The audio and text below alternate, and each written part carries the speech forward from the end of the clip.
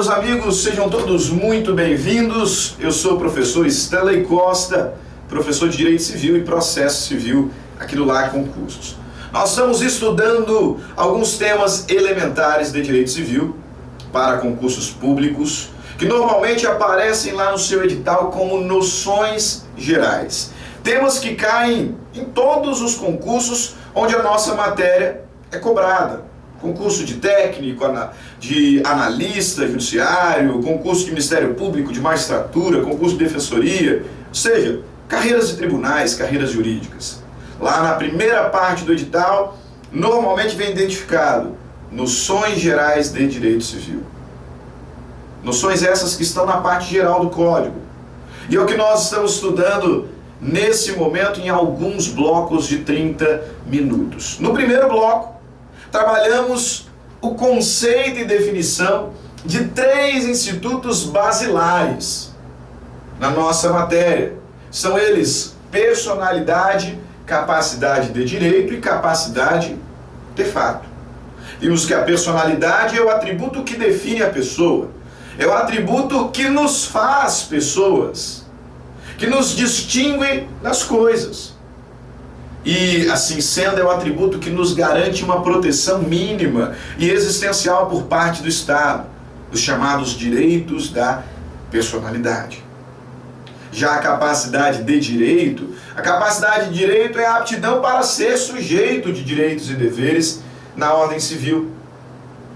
Capacidade de direito, toda pessoa tem. Artigo 1º do Código, toda pessoa é capaz de direitos e deveres na ordem civil. Já a capacidade de fato, nem toda pessoa tem. A capacidade de fato ela é gradual. Alguns são absolutamente incapazes, outros relativamente incapazes. E outros ainda, assim como eu, imagino você também, plenamente capazes. A capacidade de fato é a aptidão para exercer pessoalmente os atos na vida civil. E é sobre ela que nós vamos trabalhar agora nesse bloco. Na verdade, sobre a teoria da incapacidade. Porque se a capacidade de fato, entendida como a aptidão para exercer pessoalmente os atos da vida civil, nem toda pessoa tem, questiona-se: quem são os absolutamente incapazes? E quem são os relativamente incapazes? Qual é o critério que define a incapacidade absoluta? Qual é o critério que define a incapacidade relativa? E em que momento que cessa essa incapacidade de fato, essa incapacidade de exercício? Teoria da incapacidade na sua tela, tema importantíssimo para concursos públicos. Passamos a falar agora. Começando por algo que eu quero que você destaque. A teoria da incapacidade, ela sempre foi muito importante. Mas se tornou ainda mais importante a partir do final de 2015. Porque entrou em vigor uma lei, a Lei 13.146 de 2015, que é o Estatuto da Pessoa com Deficiência. E esta lei modificou significativamente a teoria da incapacidade. Sim. E aí, como nós estamos diante de uma novidade, e a gente pode dizer ainda assim é uma novidade, né? Apesar já de alguns anos, ainda uma novidade, um ponto que você precisa destacar: mudanças abruptas, mudanças drásticas na lei são cobradas em concurso público, isso é certo. E aqui aconteceu isso. Observe como era o artigo 3º do Código Civil antes do EPD, antes do Estatuto da Pessoa com Deficiência. Observe. O texto dizia: são absolutamente incapazes de exercer pessoalmente os atos da vida civil os menores de 16 anos, os que por enfermidade ou deficiência mental, os que por enfermidade ou deficiência mental não tiverem o necessário discernimento para a prática desses atos, Os que, mesmo por causa transitória, não puderem exprimir vontade. O texto do artigo 3º do Código Civil, até o final de 2015, era assim. Era assim. E esse texto foi radicalmente mudado. Sabe por quê?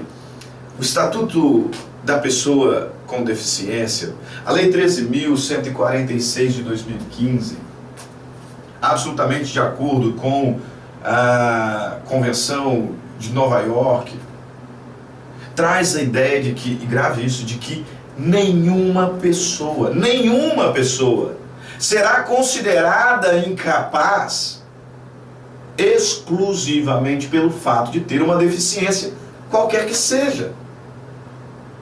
O escopo, a finalidade principal do Estatuto da Pessoa com Deficiência foi quebrar esse preconceito de que alguém é incapaz pelo simples fato de ter uma deficiência. Não é.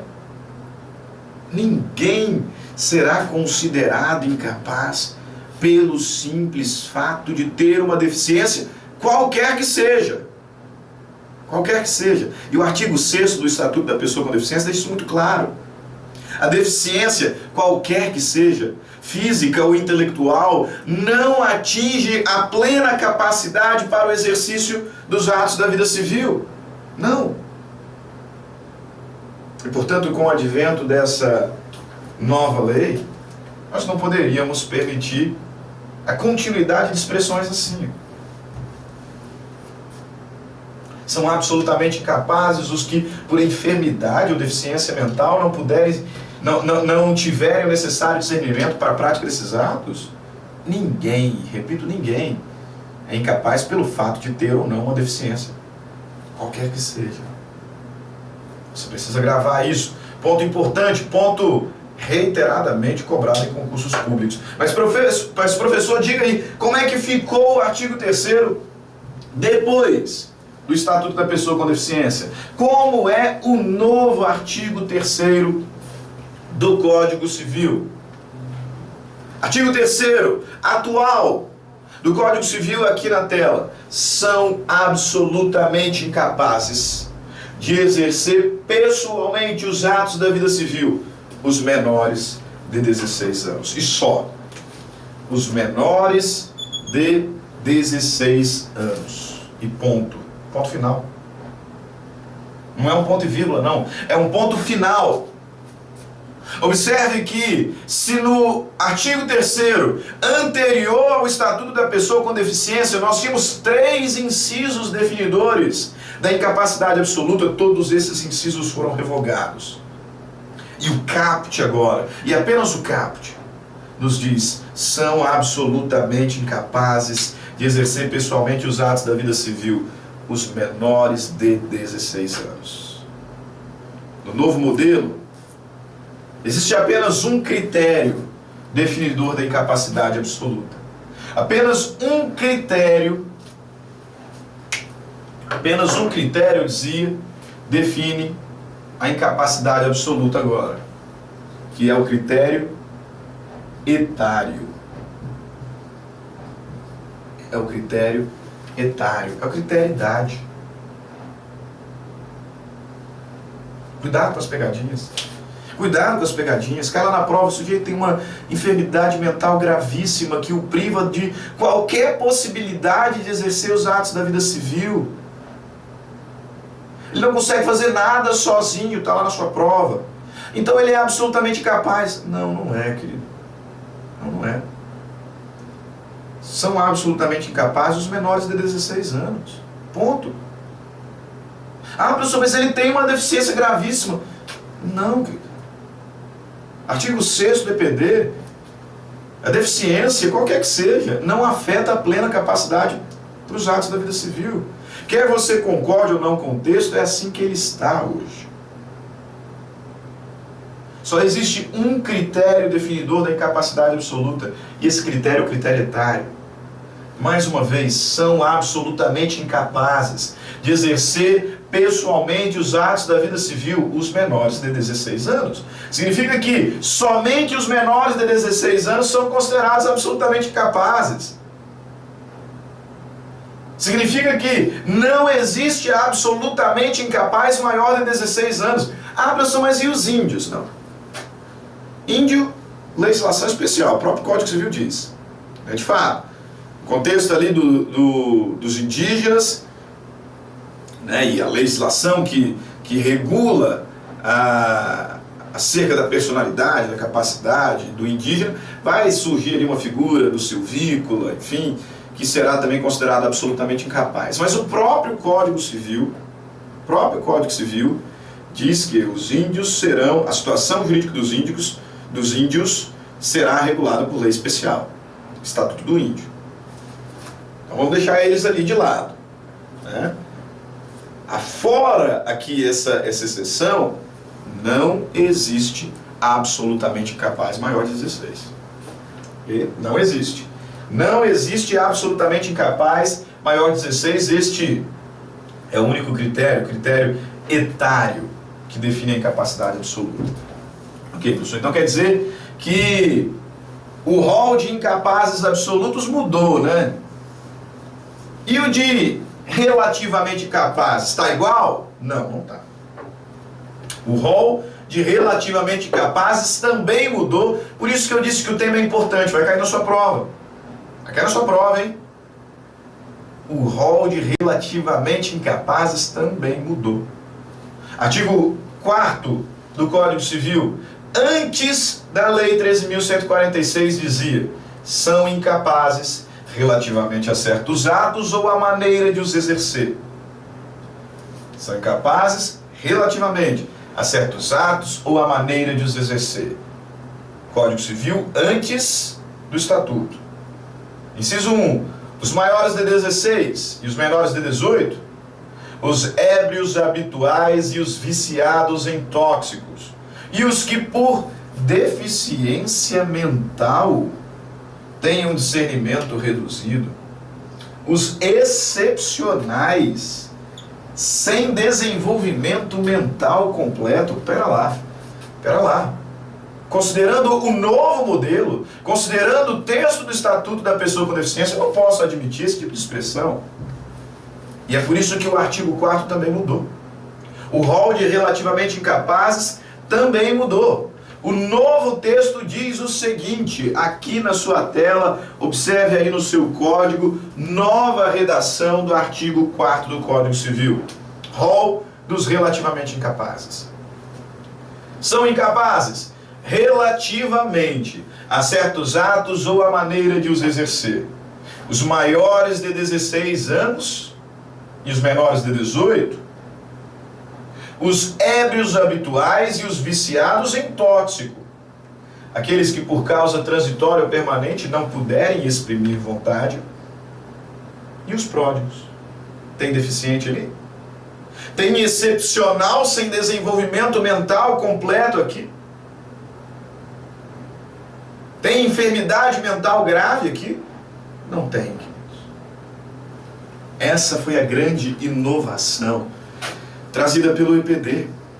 A teoria da incapacidade passou por uma reformulação abrupta, por uma reformulação drástica a partir do final do ano de 2015.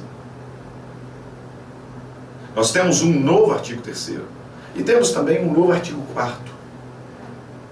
O artigo 3º define o rol de absolutamente incapazes, e agora o único critério que define incapacidade absoluta é o critério idade.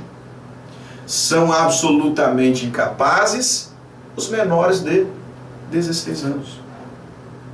E o artigo 4º também mudou. O artigo 4º traz o rol dos relativamente incapazes. E nesse rol não tem deficiente. Nesse rol não tem excepcional sem desenvolvimento mental completo, não. O novo artigo 4º vai dizer: são relativamente incapazes os maiores de 16, menores de 18, os ébrios habituais e os viciados em tóxico, aqueles que por causa permanente ou transitória não puderem exprimir vontade, e os pródigos. Professor, quer dizer então que uma pessoa que tem uma determinada deficiência, ela é plenamente capaz? Sim. Presumivelmente sim. E é isso que você precisa aprender a fazer. Se lhe faltam informações, você precisa presumir. E a gente presume capacidade.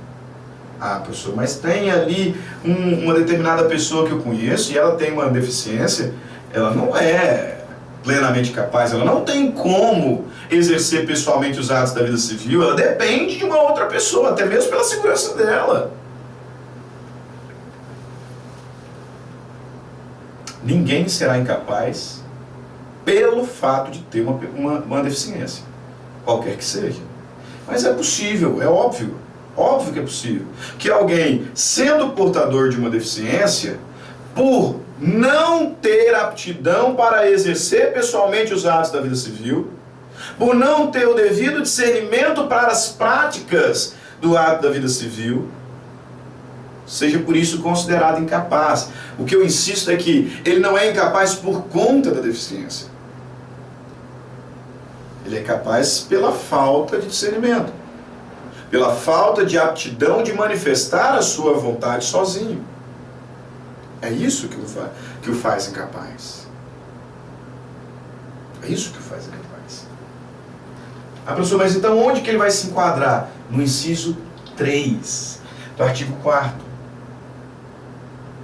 O deficiente, dependendo da situação, pode ser enquadrado como relativamente incapaz, não por causa da deficiência, mas por uma causa transitória ou permanente impeditiva da vontade. O inciso 3 diz: são relativamente incapazes aqueles que por causa transitória ou permanente não puderem exprimir sua vontade. Mas isso tem que aparecer na sua prova, tá, queridos? Isso tem que aparecer na sua prova. Porque se a única informação que você tiver é de que a pessoa tem uma deficiência, qualquer que seja, você não pode presumir que ela é incapaz. Você não pode presumir que ela é incapaz. Agora, se essa informação vier acompanhada de outra, que diz que em razão desta causa transitória ou permanente, a pessoa está impedida de manifestar vontade, aí sim, ela será considerada relativamente incapaz por uma causa transitória ou permanente impeditiva da vontade. Inciso 3 do artigo 4º. Ok? Perfeito, professor, entendi. E entendi quando o senhor disse que a capacidade de fato não é a aptidão para ser sujeito de direitos. Não é o que define a possibilidade de ter ou não direitos, de ter ou não deveres, mas sim a aptidão para exercê-los e exercê-los pessoalmente. Um absolutamente incapaz, um relativamente incapaz, qualquer que seja, pode ser dono de um imóvel? Pode. Pode ser credor? Pode. Pode ser devedor de uma obrigação? Pode, porque tem personalidade e tem capacidade de direito. O que ele não pode é exercer. E ele não pode exercer pessoalmente. Pessoalmente os atos da vida civil, porque um absolutamente incapaz pode vender alguma coisa, pode comprar alguma coisa? Poder ele pode, desde que a incapacidade seja suprida. Ele não pode fazer sozinho, ele não pode fazê-lo pessoalmente. Mas poderá praticar atos jurídicos, inclusive atos jurídicos negociais, se a incapacidade for suprida. Qual é a forma de suprimento da incapacidade absoluta? Qual é a forma de suprimento da incapacidade relativa? Aqui na sua tela, no nosso quadrinho sinótico. O absolutamente incapaz, eles podem celebrar negócios jurídicos, desde que representados. O suprimento da incapacidade absoluta é a representação. O relativamente incapaz também pode. Na verdade, tem alguns atos que o relativamente incapaz pode até fazer sozinho. É o caso do testamento, do voto, servir como testemunha. Mas, em geral, em geral, o relativamente capaz não poderá praticar atos jurídicos, negócios jurídicos sozinho. Tem algumas exceções, como mencionei, mas em geral a incapacidade ela precisa ser suprida. E o suprimento da incapacidade relativa é a assistência. Grave isso. Olha aqui o nosso quadrinho. Incapacidade absoluta é suprida pela representação. Incapacidade relativa é suprida pela assistência. O absolutamente incapaz pode praticar negócios jurídicos, desde que representado. O relativamente incapaz pode celebrar negócio jurídico desde que assistido. E se não for, qual é a consequência da falta do suprimento? Se o absolutamente incapaz celebrar negócio jurídico sem representação, ele será considerado nulo. Artigo 166, inciso 1 do Código Civil. Nulidade absoluta. É nulo o negócio jurídico. Nulo! É nulo o negócio jurídico celebrado pelo absolutamente incapaz sem representação. E é anulável. Anulável. O negócio jurídico celebrado pelo relativamente incapaz sem assistência. Artigo 171. Nulo e anulável não são as mesmas coisas. Essas expressões não são sinônimas. Vamos falar em aula próxima acerca das diferenças entre nulo e anulável, mas você já pode gravar. Não são sinônimas. O negócio jurídico celebrado pelo absolutamente incapaz sem representação é nulo. Artigo 66, inciso 1. O negócio jurídico celebrado pelo relativamente incapaz sem assistência é anulável. Artigo 171, inciso 1. Professor, como que isso aqui cai em prova? E despenca, tá? Despenca em prova, vocês vão ver. Olha ali, ó. Prova da CESP, 2016. Analista. A respeito da lei de introdução às normas do direito brasileiro, das pessoas, dos negócios jurídicos, da prescrição e da prova do fato jurídico, julgue o item seguinte.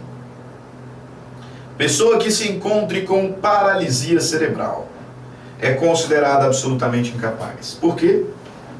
Porque não pode exprimir sua vontade. E aí, certo ou errado essa afirmação?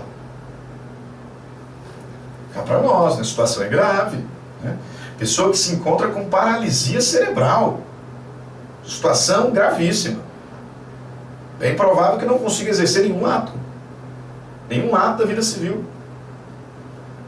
Pessoa que se encontre com paralisia cerebral é considerada absolutamente incapaz, porque não pode exprimir sua vontade. Certo? Não. Pegadinha. Pegadinha. Mais uma vez, novo artigo 3º do Código Civil. São absolutamente incapazes os menores de 16 anos. O único critério definidor da incapacidade absoluta é o critério etário. É o critério idade. Ok? Então, errado. Não cai em pegadinhas. Não cai em pegadinhas. Próxima questão. Será considerada absolutamente incapaz. Prova da CESP de novo. Será considerada absolutamente incapaz a pessoa que por uma causa permanente não puder exprimir sua vontade, caso em que necessitará de representante para exercer os atos da vida civil. Certo ou errado? Novamente, pegadinha. Errado. Será considerada relativamente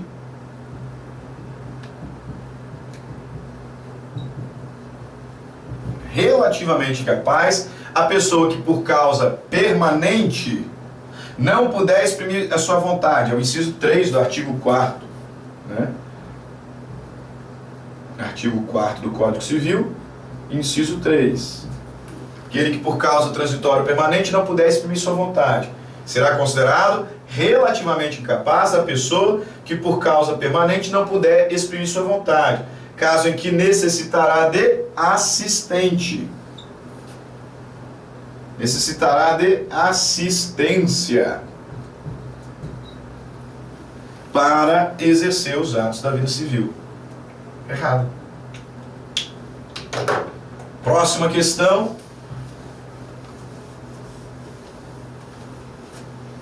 Mais uma questão da CESP. Com base no disposto no Código Civil acerca da personalidade e da capacidade, julgue o item a seguir. As crianças e os adolescentes com menos de 16 anos de idade são absolutamente incapazes de exercer pessoalmente os atos da vida civil.